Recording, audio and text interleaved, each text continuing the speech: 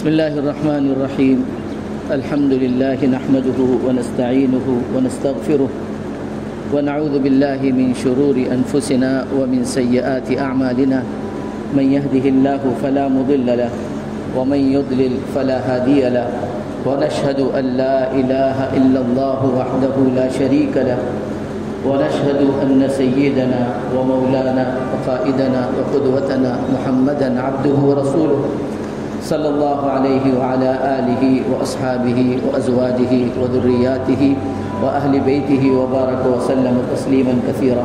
أما بعد، فأعوذ بالله من الشيطان الرجيم. بسم الله الرحمن الرحيم.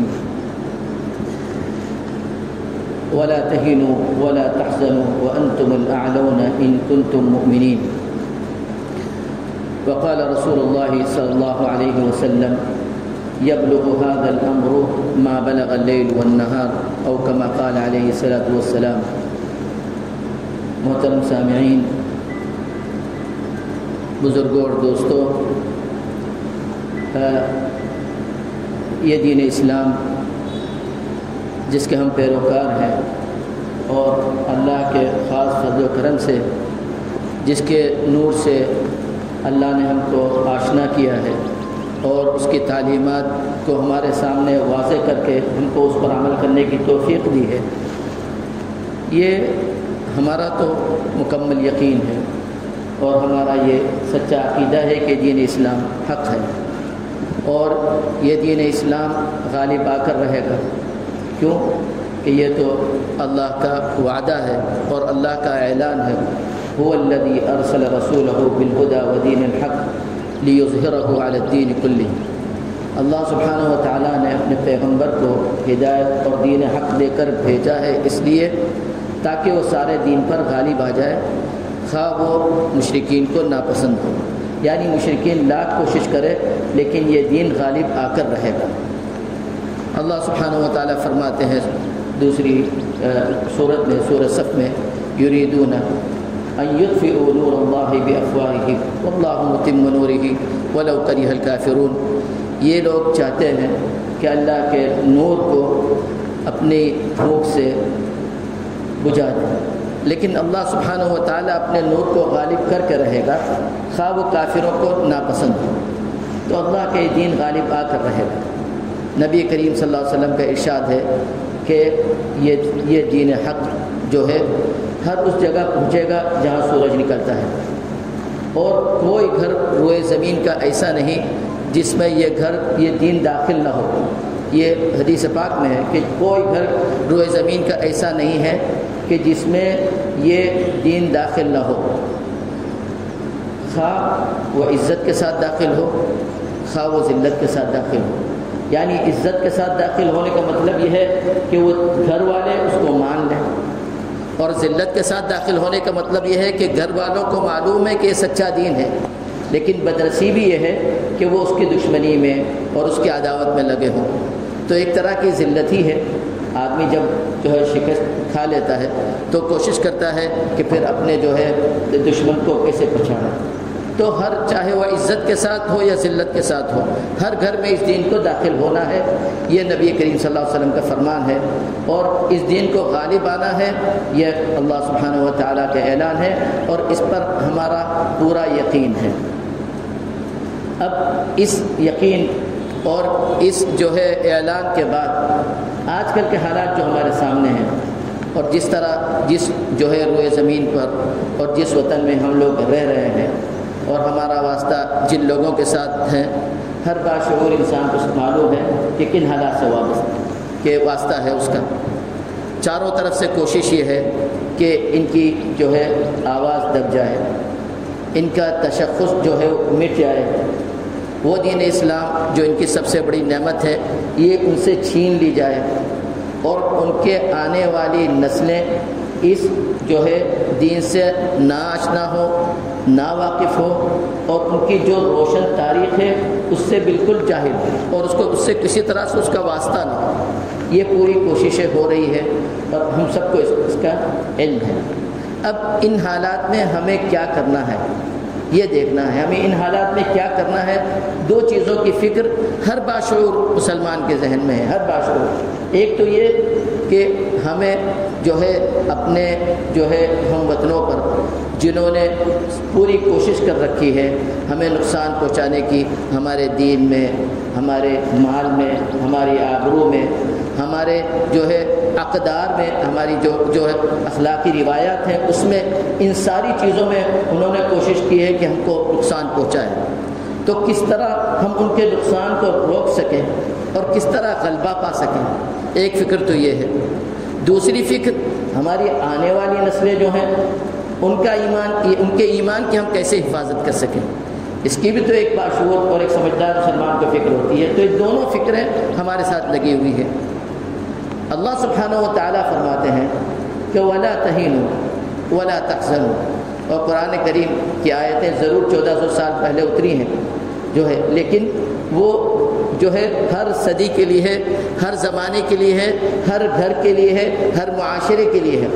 تو اللہ سبحانہ و تعالیٰ اس آیت پاک میں فرماتے ہیں وَلَا تَهِنُوا وَلَا تَحْزَنُوا، یعنی دیکھو تم ان کی طاقت دیکھ کر کمزور مت پڑو، وَلَا تَهِنُوا، کمزور مت پڑو اور کمزوری مت دکھاؤ۔ طاقت تمہاری ہے، طاقت تمہاری ہے تو تم کمزور مت پڑو۔ یہ تو اللہ کا حکم ہے، یہ ہمیں کرنا ہے کہ ہمیں کمزور نہیں پڑنا ہے، ہمیں بے بسی کا اظہار نہیں کرنا ہے۔ بے بس کیوں ہو جب اللہ نے اسلام کی اور دین کی اور ایمان کی طاقت ہم کو دے رکھی ہے، کلمہ توحید کی طاقت دے رکھی ہے، اور کلمہ توحید کی طاقت کے یہ جو ہے اس کا سب سے بڑا اس طاقت کا جو ہے اثر اور اس کا نتیجہ یہ ہے کہ کسی کے دل میں اگر ایمان اتر گیا نا تو پھر وہ بہت مطمئن ہے، زندگی اس کی راحت کے ساتھ گزرے گی، اس لیے کہ اس کو معلوم ہے جو مقدر میں ہے ملے گا، اس کو معلوم ہے محنت اور کوشش کرنے کی ہم کو حکم دیا گیا ہے تو محنت کرے گا، کوشش کرے گا، لیکن جو کچھ ملے گا اس پر وہ قناعت کرے گا۔ اور دوسری چیز، جو کچھ سامنے پیش آئے گا، خواہ زندگی اس میں باقی رہے یا زندگی ختم ہو جائے گی، اس کو معلوم ہے کہ اصل زندگی کی طرف لوٹ کر جانا ہے۔ تو اگر زندگی کی ختم ہو گئی تو اللہ نے راستہ مختصر کر دیا اور اس کے لیے آسانی پیدا کر دی، کیونکہ اصل راحتیں اور نعمتیں تو وہاں کی نعمتیں ہیں۔ تو یہ اگر یقین دل میں اتر گیا تو پھر کمزوری آئے گی نہیں، پھر ہم کسی کے سامنے بے بس ہوں گے نہیں۔ دیکھیے نبی کریم صلی اللہ علیہ وسلم دین حق لے کر آئے تھے، اور مکہ مکرمہ کی زندگی میں جو ہے بہت سے خوش نصیبوں نے اس دین کو قبول کیا۔ ان میں حضرت جو ہے عمار رضی اللہ عنہ کا خاندان، یعنی خود حضرت عمار ابن یاسر رضی اللہ اور ان کے والد حضرت یاسر اور ان کی والدہ حضرت سمیہ، تینوں نے اسلام قبول کیا تھا۔ اب تینوں نے اسلام قبول کیا چونکہ جو ہے کمزور طبقے سے تعلق تھا اور جو ہے بے بس تھے، اس لیے ان کے اطراف کے جو لوگ تھے انہوں نے ان تینوں کو قید کر کے خوب سزائیں دی، لیکن وہ اپنے اسلام پر جمے رہے۔ نبی کریم صلی اللہ علیہ وسلم ان کے پاس سے گزرتے تھے تو دیکھیے ہمارے ذہنوں میں آتا ہے کہ کیوں اللہ کی مدد نہیں آتی، یہ آتا ہے نا ہمارے ذہن، کیوں ان کے اوپر عذاب نہیں آتا ہے، کیوں ان کے اوپر زمین الٹ نہیں جاتی۔ لیکن نبی کریم صلی اللہ علیہ وسلم نے ہم کو یہ سبق بھی سکھایا۔ آپ نے آ کر یہ نہیں کہا میں بد دعا کر دوں گا اور یہ سب مر جائیں گے اور بد دعا کر دوں گا ان پر پتھر اتر جائیں گے، نہیں، آپ نے فرمایا صبرا آل یاسر فإن موعدکم الجنہ، کہ صبر کرو یاسر کی فیملی اور یاسر خاندان، تم لوگ صبر کرو، ملنا جنت میں ہے، ملنا جنت میں۔ اور اسی میں حضرت سمیہ رضی اللہ عنہ شہیدہ ہوئی اور سب سے پہلی شہید اسلام میں وہی ہیں۔ بہرحال کہنے کا مقصد یہ ہے کہ اسلام کی نعمت اگر ہمارے پاس ہے اور یہ دین اسلام اور یہ ایمان ہمارے دل کی گہرائیوں میں اتر گیا تو پھر بے بسی ہمارے پاس نہیں، ہم طاقتور ہیں اور ہمارے پاس بڑی عزت ہے اور بڑی طاقت ہے، اور اسی سے وہ جو ہے ان کو جو غصہ ہے اسی کا ہے کہ مسلمان جیسا بھی ہو اس کو اپنے دین پر بڑی عزت ہے، اور خوش کب ہوتے ہیں جب دیکھتے ہیں کہ یہ ان کو اپنے دین سے کوئی واسطہ ہی نہیں، سمجھ رہے ہیں، ذرا دیکھو تو نہ جانے کیا کیا زبان سے نکال دیتے ہیں۔ یہ نہیں کرنا ہے، یہ نہیں کرنا ہے ہم کو۔ اگر کہ اسلام نے جو ہے مجبوری کے وقت اس کی بھی اجازت دی ہے، لیکن اصل یہی ہے کہ آدمی جو ہے اپنے دین پر جمع رہے اور اللہ کی توحید کا اور نبی کریم صلی اللہ علیہ وسلم کے رسالت کا اعلان بلند کرتا رہے. اللہ میری اور آپ کی سب کی حفاظت فرمائے. ہم سب کمزور ہیں اور بے بس ہیں، لیکن اللہ نہ کرے کبھی وقت آ جائے تو ہمیں جو ہے اعلان حق کا کرنا ہے، اعلان حق کا کرنا ہے. حضرت عمار بن یاسر، حضرت جو 2 صحابی تھے رضی اللہ عنہما، ان کو گرفتار کر لیا جو ہے مسیلمہ کذاب کے لشکر میں، اور گرفتار کر کے مسلمہ کے سامنے، مسلمہ وہ شخص تھا وہ بدنصیب جس نے نبی کریم صلی اللہ علیہ وسلم کے آخری دور میں نبوت کا دعویٰ کیا، اور نبوت کا دعویٰ کرنے کے بعد اس نے اپنے جو ہے اطراف کے لوگوں کو، اس کے قبیلہ مضبوط تھا تو اس نے قبیلے کے لوگ جمع ہو کر اور لوگوں کو بھی اپنے ساتھ ملا لیا اور ایک بڑا لشکر جمع کر لیا. خیر جو ہے اس کے لشکر کے لوگ گھوم رہے تھے تو 2 صحابی رضی اللہ عنہما وہاں سے گزر رہے تھے. ان دونوں کو گرفتار کر کے حضرت مسیلمہ کے پاس لے کر آئے اور لے کر آ کر کہا کہ یہ دونوں ہیں مسلمان ہیں، یہ دونوں. وہ خود بھی یہ کہتا تھا میں بھی جو ہے اسلام لے کر آیا ہوں، یہ نہیں کہتا تھا کہ میں کافر ہوں اور میں جو ہے بت پرستی کی دعویٰ کرتا ہوں، نہیں، وہ خود بھی اسلام کی دعوت دیتا تھا، لیکن وہ یہ کہتا تھا کہ میں نبی کریم صلی اللہ علیہ وسلم کے ساتھ نبوت میں شریک ہوں، میں نبی کریم صلی اللہ علیہ وسلم کے ساتھ نبوت میں شریک ہوں. تو وہ لوگ لے کر آئے کہ دونوں آپ کی نبوت تو نہیں مانتے ہیں. تو مسیلمہ نے ایک سے پوچھا کہ کیا تم گواہی دیتے ہو کہ اللہ ہے؟ کہ کرنے لگا ہاں. کیا تم گواہی دیتے ہو کہ محمد صلی اللہ علیہ وسلم اللہ کے رسول ہیں؟ کہنے لگے ہاں. اور پوچھا کیا تم گواہی دیتے ہو کہ میں بھی رسول ہوں؟ پھر تم بھی ہوگے. جواب کیا دیا؟ تم بھی ہوگے.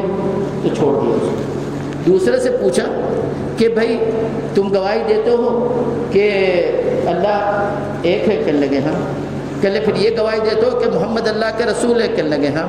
کہنے لگے یہ گواہی دیتے ہو کہ میں اس کے ساتھ شریک ہوں، میں بھی رسول ہوں؟ کہنے لگے نہیں. اور منع کر دیا تو اس کو قتل کر دیا. اب یہ خبر جب نبی کریم صلی اللہ علیہ وسلم میں پہنچی تو آپ صلی اللہ علیہ وسلم نے فرمایا کہ پہلا شخص جو تھا اس نے اللہ کی رخصت پر عمل کیا، یعنی اس کی اجازت دے رکھی ہے، لیکن دوسرا جو شخص تھا اس نے حق بلند کیا تو اس کو بہت مبارک ہو، اس نے حق بلند کیا تو اس کو بہت مبارک ہو. تو آپ نے فرمایا ہنی ان لہ فقد صدع بالحق، اس کو بہت مبارک ہو کہ اس نے جو ہے حق کو بلند رکھا. تو یہ جو ہے حق کا نعرہ ہمیشہ بلند. کمزور مت پڑیے، کمزور مت پڑیے. اللہ سبحانہ و تعالی ہماری آپ کی سب کی حفاظت فرمائے، لیکن آپ اللہ سبحانہ و تعالی فرماتے ہیں دیکھو لا تہینوا، کمزور مت پڑنا، ولا تحزنوا، اور غم بھی مت کرنا. حالات تو آئیں گے، مسلمان جو ہے بہت سی جگہ نقصان اٹھا رہے ہیں، بہت سی جگہ جو ہے ان کے اوپر ظلم ہو رہا ہے، اور فطری طور پر ان چیزوں کا اثر ہوتا ہے، لیکن اس کو بہت زیادہ مجلسوں میں چرچا اس کا نہ کیا کیجیے. مجلسوں میں اس کا زیادہ، یہ ہمارے اسلاف کی تاریخوں میں نہیں ملتا کہ انہوں نے جو ہے مجلسوں میں بیٹھ کر جو ہے تاریخ میں یہ تو ضرور ملتا ہے کہ بیٹھ کر انہوں نے غزوہ بدر میں اللہ کی جو نصرت آئی اس کا ذکر کیا، اور جو ہے غزوہ احد میں جو واقعات آئے اس کا ذکر کیا، لیکن جو مسلمانوں پر جو تکلیفیں آئی ہیں اس کا زیادہ چرچا نہیں کرتے تھے. تو اس کا زیادہ ٹھیک ہے سن لیا، اور سن لینے کے بعد اس کو جو ہے کہ اللہ انا للہ و انا الیہ راجعون پڑھ لیا، اور جو اس کے مختصر جو ہے معلوم کر کے بہت اس کا زیادہ چرچا، تاکہ اس کے اوپر دل پر اس کا زیادہ اثر نہ ہو. یہ ہے ولا تحزنوا، کہ زیادہ غم نہ کرو، یعنی زیادہ تکلیفوں کے پیچھے نہ پڑا کرو. اور اس کے اندر کہ دیکھو یہاں یہ ہو رہا ہے، ہوگا کیا، مسلمان ہر جگہ مٹ رہے ہیں، کٹ رہے ہیں، ہر جگہ ان پر ظلم ہو رہا ہے، ان کے مکانات ڈھائے جا رہے، ہو رہا ہے، حقیقت میں ہو رہا ہے، اس میں کوئی شک نہیں، لیکن اس کے اوپر زیادہ چرچا نہ کریے تاکہ اس کا اثر دل پر نہ ہو. قرآن کریم کہتا ہے ولا تحزنوا، یعنی تم غم مت کیا کرو، یعنی مستقل غم میں نہ رہا کرو، اور جو ہے اس امت کی فکر کرو، لیکن یہ جو ظلم ہو رہا ہے سمجھ رہے نہیں، اس کا زیادہ اپنے اوپر اس کا اثر نہ لو. پھر قرآن کریم کہتا ہے وَأَنْتُمُ الْأَعْلَوْنَ إِن كُنتُمْ تَعْلَمُونَ وَلَا تَهِنُوا وَلَا تَحْزَنُوا وَأَنْتُمُ الْأَعْلَوْنَ. اور قرآن کی اعلان کبھی جھوٹا نہیں ہو سکتا. بلند تو تم ہی ہوگے، غالب تم ہی کو ہونا ہے، اور سر بلند تم ہی کو ہونا. وَأَنْتُمُ الْأَعْلَوْنَ، کہ تم ہی بلند رہو گے، لیکن ایک شرط ہے إِن كُنتُم مُؤْمِنِينَ، اس شرط کے ساتھ کہ تم مومن ہو. اگر ایمان ہے سمجھتے ہو کہ تم ایمان ہے تمہارے اندر، اور ایمان کے آثار اور ایمان کے افعال اور ایمان کے جو خصائل ہیں، ایمان کے جو ضوابط ہیں، ایمان کے جو تقاضے ہیں، وہ سارے چیزیں تمہارے معاشرے میں ہے تو کبھی تمہیں کوئی نیچا نہیں کر سکتا، کبھی تمہیں کوئی نیچا نہیں کر سکتا۔ اسی وقت جو ہے اطمینان غالب آتا ہے کہ جب ہم میں جتنا ایمان کمزور ہوگا اتنا جو ہے باطل غالب ہوگا، اور جب حق جو ہے مضبوط ہوگا تو باطل کمزور ہوگا۔ تو ہمیں فکر کرنے چاہیے ہمیں اپنے ایمان کی، ہمیں فکر کرنے چاہیے اولاً اپنے ایمان کی، کہ ہم جو لوگ ہیں اپنے ایمان کو مضبوط رکھیں، اپنے ایمان کو جو ہے صاف ستھرا رکھیں۔ اس کا مطلب صاف ستھرا کہ ایمان پر جو غبار آ جاتا ہے اور ایمان میں جو دوسری چیزیں شامل ہو جاتی ہیں، یا ایمان میں وہ چیزیں کہ جو اسلامی عقیدے سے میل نہیں کھاتی اور اسلامی عقیدے سے جو ہے اس کا کوئی دور دور تک کوئی واسطہ نہیں ہے، وہ چیزیں اگر اسلام ایمان میں آتی ہے تو اس سے ہم کو دور رہنا چاہیے اور اس کو ہمیں دور کرنا چاہیے اسے۔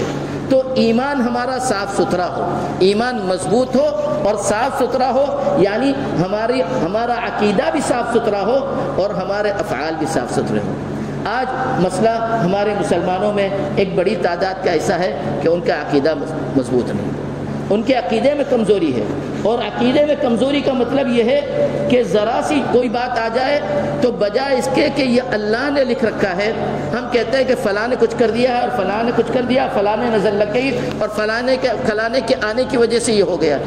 یہ ہرگز یہ جو ہے یہ ایک طرح کا کفر ہے، جو ہے کفرن دون کفرن۔ امام بخاری رحمۃ اللہ نے فرمایا کہ کفر کے بھی بہت درجات ہیں، تو یہ بھی کفر کی ایک سیڑھی ہے۔ کفر کی سب کچھ ہوتا ہے اللہ کے، اور اللہ نے پہلے بھی میں نے بتا دیا تھا کہ اللہ نے جو کچھ کرنا ہے اور جو کچھ بندے پر آنا ہے وہ سب کچھ لکھ دیا ہے، تو آپ کے اوپر آنا ہے جو وہ تو لکھا ہوا ہے۔ سبب کوئی بنے، آپ کو اسباب کے پیچھے نہیں جانا، آپ کو اسباب کے پیچھے نہیں جانا ہے، آپ کے اوپر جو بیت رہی ہے اس کا آپ علاج کیجیے۔ لیکن کبھی آپ یہ مت ذہن میں لائیے کہ یہ جو ہے فلانے نے نظر لگا دی یا فلانے نے کر دیا۔ بہت سے جو ہے بہت سے، میں نہیں کہتا اللہ والے، لیکن بہت سے وہ لوگ جو نماز روزے کے پابند ہیں اس میں گمراہ ہوئے، نماز روزے کے تہجد کے پابند لیکن اس گمراہی میں پڑے ہوئے ہیں اور کہتے ہیں کہ ہم مومن ہیں۔ ایمان کیسے ہوگا مضبوط جب آپ کا عقیدہ ہی نہیں کہ اللہ سبحانہ، سب سے پہلا سوال تو ہمارے یہی ہوگا من ربک، کہ تمہیں نفع و نقصان کون پہنچاتا تھا، سب سے پہلا سوال تو یہی ہے۔ جب یہی سوال ہمارا اور یہی ہمارا جو ہے یہ عقیدہ ہی صحیح نہیں ہے تو پھر کامیابی کیسے آئے گی؟ تو آپ اپنے ایمان کو مضبوط رکھیے اور یہ ذہن میں اور دل و دماغ میں بٹھا دیجئے کہ جو کچھ ہوتا ہے اللہ کی طرف سے ہوتا ہے، اسی لیے اللہ سے مانگیے۔ اسی لیے جب آدمی کے ذہن میں یہ بیٹھ جائے گا کہ جو کچھ ہوتا ہے اللہ سے کی طرف سے ہوتا ہے تو صرف اللہ سے آپ کر کے دیکھیے، جتنی بھی تکلیف آئے آپ اللہ کے سامنے مانگیے۔ کوئی ضروری نہیں آپ نمازوں کے بعد مانگیے، آپ جو ہے اذان اقامت کے درمیان مانگیے، آپ جو ہے فجر سے پہلے مانگیے، جو ہے اللہ سے مانگیے، چند دن تک ضرور آپ کی تکلیف ختم ہو جائے گی۔ بجائے اس کے کہ آپ کہیں کہ فلاں ذرا کوشش کرو میرے لیے وہاں کوئی سروس لگ جائے اور ذرا یہ پیپر لے جاؤ، فلاں کوشش کرو، بجائے اس کے صرف اللہ سے اور اللہ سے مانگیے، کبھی آپ نامراد نہیں ہوں گے۔ آپ کر ہاں اسباب اختیار کیجیے، میں نہیں کہتا اسباب، لیکن اللہ سے مانگے بغیر اسباب اختیار کرنا یہ کفر ہے۔ کیوں کہ اس میں مطلب یہ ہوا کہ اللہ دینے والا نہیں، دینے والا یہ ہے، سمجھ رہے ہیں؟ تو آپ پہلے اللہ سے خوب پیٹ بھر کے مانگ لیجئے، اس کے بعد اسباب اختیار کیجئے۔ تو جو ہے ہمیں سب کچھ اپنا تعلق صرف اللہ سے رکھنا ہے، دوسرے اپنے اعمال بھی درست کرنے ہیں، اپنے اعمال بھی درست کرنے ہیں۔ اعمال میں سب سے زیادہ وہ چیز جس میں ہم مبتلا ہے دو، ایک تو وہ ہے عمل بھی ہے، ساتھ میں عقیدہ ہے، وہ جسے ہم کہتے ہوئے جسے ہم بدعات کا نام کہتے ہیں، سمجھ رہے نہیں؟ یعنی وہ اعمال جو اسلام نے ہم کو نہیں سکھائے ہیں لیکن وہ ہو رہے ہیں ہمارے معاشرے میں، وہ چیزیں جو اسلام نے ہم کو نہیں سکھائی ہیں وہ ہمارے معاشرے میں، اللہ کا شکر ہے ہمارا معاشرہ اس سے محفوظ ہے، لیکن کوشش یہ کیجئے کہ یہ اعمال ہمارے اندر کسی طرح سے باقی نہ رہیں۔ دوسرے ہماری حلال کی کمائی حلال کی ہو، اس میں بہت سے لوگ مبتلا ہے، خاص طور پر جو ہے بینک سے لون لینا اور بینک سے سود لینا، یہ سمجھیے کہ یہ اعلان ہے، جنگ ہے اللہ اور اس کے رسول سے۔ قرآن کریم میں نہیں کہتا، قرآن کریم میں ہے کہ جو ہے سود لینا اور سود کا معاملہ کرنا یہ اللہ اور اس کے رسول کے ساتھ جنگ ہے۔ تو جب ہم جنگ کر رہے ہیں اللہ اور رسول کے ساتھ اور پھر ہم پر تکلیفیں آتی ہیں تو ہم کہتے ہیں کہ دیکھو سب کچھ مسلمانوں کے ساتھ ہو رہا ہے، کچھ ہو ہی نہیں رہا، سب کچھ مسلمانوں کے ساتھ ہو رہا ہے. نہیں، مسلمانوں کے ساتھ اس لیے ہو رہا ہے تاکہ مسلمان اپنے دین کی طرف لوٹ کر آئیں، دین کی طرف لوٹ کر آئیں. بہرحال ہمیں ان چیزوں کا خیال رکھنا ہے، اپنے اعمال بھی درست کرنے ہیں اور ہمارے عقائد بھی درست کرنے ہیں تاکہ اللہ سبحانہ و تعالی ہم کو غیروں پر غالب کر سکے اور جو ہے غیر ہمارے اس دین سے فائدہ اٹھا سکے. دوسری چیز کہ جس سے ہمارے اور آنے والی نسلوں کی کا جو ہے ایمان باقی رہے، اس کے لیے بھی ہمیں دو چیزیں کرنی ہیں. پہلی چیز تو ان کو قرآن سے جوڑ دیجیے. کبھی ایسا نہ ہو کہ آپ کا بچہ جو ہے شعور کی عمر کو پہنچ جائے اور آپ کا بچہ تمیز کی عمر کو پہنچ جائے اور آپ نے اس کو مکتب نہ بھیجا. تمیز کی عمر تک پہنچنے سے پہلے، شعور کی عمر تک پہنچنے سے پہلے اس کو جو ہے حفاظ کرام کے ساتھ جوڑ دیجئے، مکاتب قرآن کے ساتھ جوڑ دیجئے تاکہ وہ صحیح قرآن پڑھنا سیکھے اور دین کی ضروری باتیں ان کے ذہن میں پڑ جائیں. دوسری چیز یہ ضروری ہے کہ ہر گھر میں آپ اپنے اندر بھی اور بچوں کے اندر نبی کریم صلی اللہ علیہ وسلم کی محبت پیدا کیجیے. بچے کے دل میں آپ نے نبی کریم صلی اللہ علیہ وسلم کی سچی محبت پیدا کر دی تو آپ کے ایمان کی گارنٹی ہے. آپ کے ایمان کی یہی مطلب ہے نبی کریم صلی اللہ علیہ وسلم کے اس کلام پاک کا یا آپ کے اس حدیث پاک کا کہ دیکھو والذی نفسی بیدی لا یؤمن احدکم حتی اکون احب الیہ من والدہ وولدہ والناس اجمعین. قسم کھا کے آپ نے فرمایا کہ دیکھو ایمان باقی رکھنا ہے اور تم چاہتے ہو کہ تمہاری آنے والے نسلوں کا ایمان باقی رہے اور تمہارا زندگی کے آخری سانس تک ایمان باقی رہے تو میری محبت کو ہر چیز پر غالب کر دو. میری محبت کو تم اپنی ذات پر، اپنے والدین پر، اپنے گھر بار پر، اپنی مال و دولت پر، ہر چیز پر اللہ نبی کریم صلی اللہ علیہ وسلم کی محبت غالب کر دو، تمہارے ایمان کی گارنٹی. تو بس ہم اپنے بچوں میں اور اپنے دلوں میں نبی کریم صلی اللہ علیہ وسلم کی محبت پیدا کر دیں اور اس کا سب سے آسان طریقہ یہ ہے کہ اتنی کثرت سے درود و سلام آپ بھیجیں گے نبی کریم صلی اللہ علیہ وسلم پر، اتنی نبی کریم صلی اللہ علیہ وسلم کی محبت پیدا ہوگی اور آپ صلی اللہ علیہ وسلم سے تعارف بھی ہوگا. کیونکہ جب جو ہے کثرت سے آپ درود شریف بھیجیں گے نا تو آپ کے والد کے نام کے ساتھ آپ صلی اللہ علیہ وسلم کو پیش ہوتا ہے. جب کثرت سے آپ کا نام اور آپ کے والد کا نام حضور صلی اللہ علیہ وسلم کو پیش کیا جائے گا تو کیا تعارف نہیں ہوگا؟ اور آپ صلی اللہ علیہ وسلم سے تعارف ہو گیا تو انشاءاللہ وہ نجات کی گارنٹی ہے. جب نجات کی گارنٹی ہو تو ایمان کی ضمانت ہے. تو پھر اس کی بھی فکر کیجیے. اللہ سبحانہ و تعالیٰ مجھ کو بھی توفیق عطا فرمائے عمل کی اور آپ لوگوں کو بھی توفیق عطا فرمائے عمل کی. اور ہم جس معاشرے میں رہ رہے ہیں اللہ سبحانہ و تعالیٰ اس کو امن و امان کا معاشرہ بنا دے. ہمارے اندر جو کوتاہی جس کی وجہ سے یہ حالات پیش آئے، ہمیں اپنے کوتاہیوں کو سمجھنے کی اور پھر ان کوتاہیوں کو دور کرنے کی اور اس کو جو ہے اللہ کے سامنے توبہ کرنے کی اور اپنی زندگی کو سدھارنے کی توفیق عطا فرمائے. سبحان ربک رب العزت عما یصفون وسلام علی المرسلین والحمد للہ رب العالمین.